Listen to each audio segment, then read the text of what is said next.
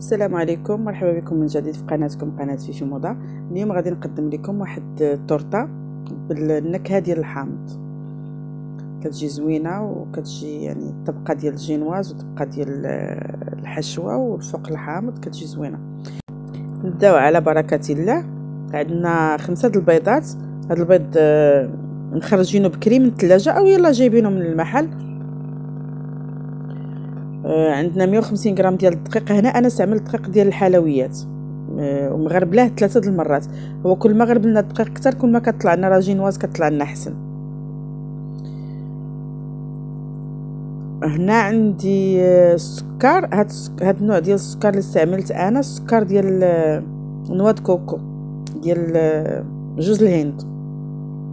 عندنا فيه ما كيقولوا ماشي بحال السكر الابيض.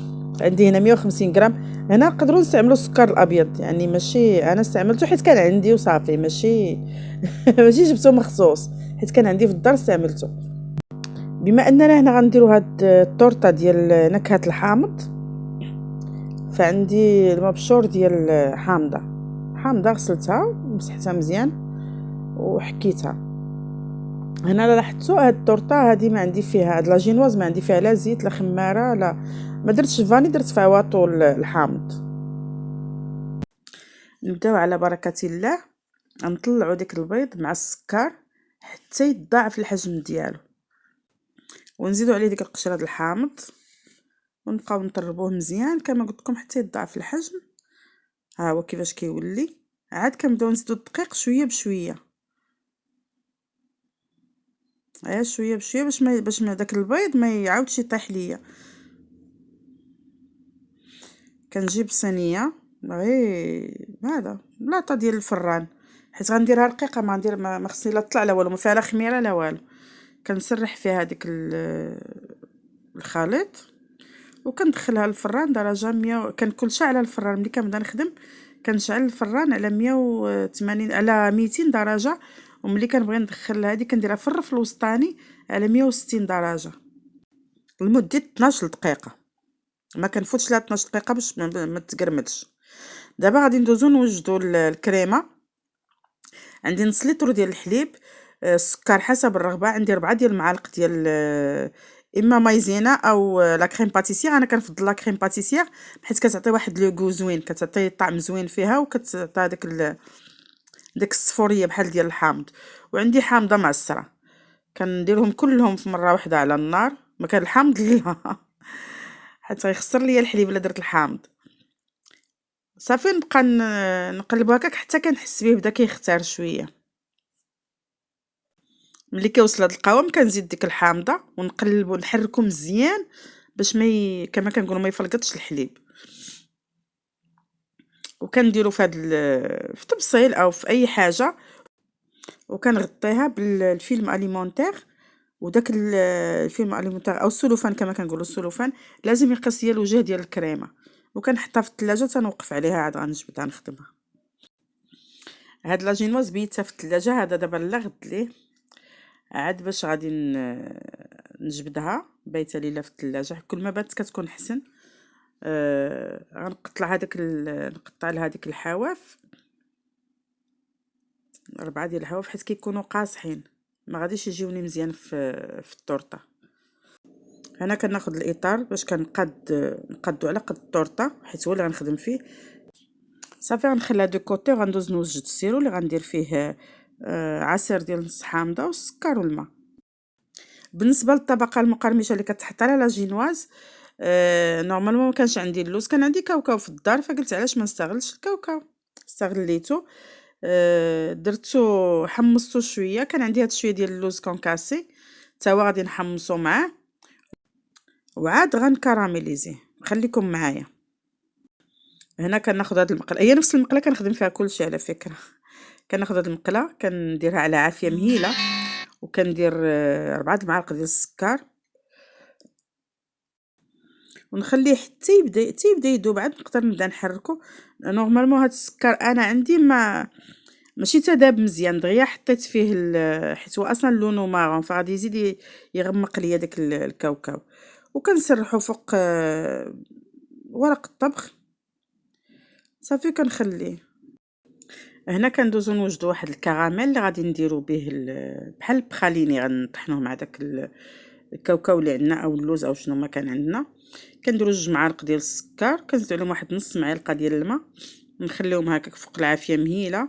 كنزيدو عليه واحد الطريف ديال الزبده كيعطي هذاك البغيونس، ونخليوه. هي ملي غنزيدو الزبده غيبان لكم بحال خسر، هو لا راه ما خسرش، حركوه بحال هكا.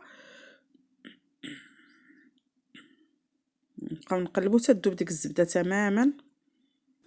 السر ديال هاد الكراميل باش يجينا زوين، كنديرو يعني كاس مع عمرت ديال الحليب، كنزيدو معاه 2 معالق ديال النشا، وتذوب لنا ديك الزبده، وغادي نزيدوه عليه ونخلطو مزيان.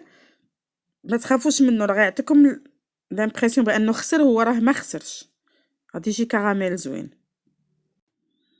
غادي نخلطو داك النشا مع الحليب مزيان، وغادي نزيدوه على الكراميل ونحركو مزيان. غنبقاو نحركو حتى يبان لينا اختار شويه. هنا غادي ندوزو لداك الكاوكاو او لو. هنا ديت هاد المكسرات طحنتها في الهاشوار مع ديك الكراميل اللي وجدنا. سمحوا لي هاد اللقطه ما تسجلاتش ليا. دابا غادي ندوزو نوجدو الكريمه اللي غادي نديروها مع ديك لا كريم باتيسيير. هنا كناخذ 2 باكيات ديال لاموس، كندير معاهم 2 كيسان ديال الحليب بارد، كنزيد معاهم هاد الجبن اي نوع من الجبن كتزيدوه معاهم. كنزيد واحد هذيك العصيره ديال الحامض حتى الاخر. كنجيب داك لا كريم باتيسيير كنفككها شويه. انا لافوت اللي درت هنايا كان خصني نزيد بحال ندوبها شويه في البان ماغي وعاد نضربها بالخلاط. هذه داك الطبقه المقرمشه اللي نسيت ما صورتش لكم فاش درتها في الهاشوار. انا صحاب لي كتصور ساعه ما تصوراتش، كتوقع في التليفونات دائما هذه القضيه في التصوير. كنجيب داك لا جينواز كنسقيها باي حاجه عندي، كنطلق فيها ديك هاد الطبقه المقرمشه. وعاد غادي ندير انا ملي قلت لكم ملي درت هذيك لا كريم باتيسير ما طلقتهاش مزيان قبل ما نخلطها مع الكريمه مع لاموس. بقات ليا دايره بحال الحبيبات. كاين ماشي مشكله، هاد الاغلاط راه لازم كيوقعوا، الواحد كيتعلم منهم. هنا كنحاولوا نوزعوها مزيان ديك الطبقه المقرمشه ونلصقوها نتوما بالظهر ديال المعلقه. تحاولوا معاها، هي راه كتبقى تقلع ولكن نحاولوا معاها. كنشد هذيك لا بريباراسيون ديك لاموس اللي وجدنا مع الكريم باتيسير وداكشي، كندير فيها واحد شويه ديال النكهه الحامض، ونزيد غير باش كنزيد الطعم ديالها. بغينا نديرو قشور الحامض نديرهم. هانتوما الا لاحظتوا راه كاين بحال الحبيبات ديال ديك لا كريم باتيسير، حيت جمدات ليا بزاف. هذا الخطا اللي درت، حاولوا ما توقعوش فيه، ان ما تخليوهاش تتختار بزاف تتقال، خليوها خفيفه شويه باش ملي تدخلوها للثلاجه يلا غتجي هي هذيك. وملي تخرجوها من الثلاجه لقيتوها ثقيله طلقوها شويه في البان ماغي. صافي غادي نطلقوها مزيان على ديك لا جينواز، وكنقادو لها السطح ديالها مزيان، نعاود ندخلوها للثلاجه. دابا غادي ندوزو غنوجدو الطبقه الفوقانيه اللي كنسميوها كلاصاج. عندي كاس ديال العنبه ما عامرش بالماء، غير ما بارد عادي. كندير فيه معلقه ديال المايزينا، وعندي حامضه معصره، عندي لاغوم ديال الحامض. كنديرهم على نار مهيله وكنخليه حتى كيختار شويه. كنبقى نحرك فيه حتى كيولي القوام ديالو ثقيل شويه، وكنصفي. انا هنا ما صفيتوش لان ما كانش عندي فيه داك التكتلات. لاحظتوا فيه شي تكتلات ديال المايزينا ولا هذه، كتصفيوه في الصفايه وكتخليوه حتى يبرد. هنا كيف لاحظتوا داك الحبيبات اللي كانوا بانوا ليا في هذا، جبت علبه ديال كريم شونتي ودرتها وغطيت باش خصنا نتعلموا. كنوقعوا في الاخطاء، نتعلموا كيفاش نصلحوهم. غادي نصب عليها دابا هاد الناباج بحيث انه يغطي ليا داك الطورطه كامله، ولكن خصو يكون بارد. عندك ديروه سخون، خصو يكون يبرد غير في درجه حراره المطبخ، ماشي كنتو زربانين به دخلوه للثلاجه يبرد.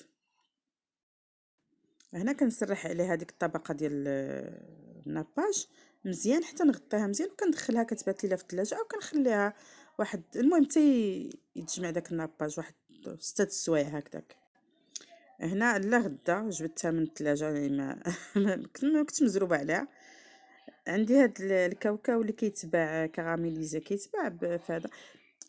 حيت ما عنديش الوقت باش نصاوب واحد اخر، طحنته في هاد الطحانه اللهلوبه ديالي، وغادي نغطي به العيوب، غنزوق به الجناب ديال الطورطه، كيعطيها منظر زوين. نخليكم معايا باش تشوف.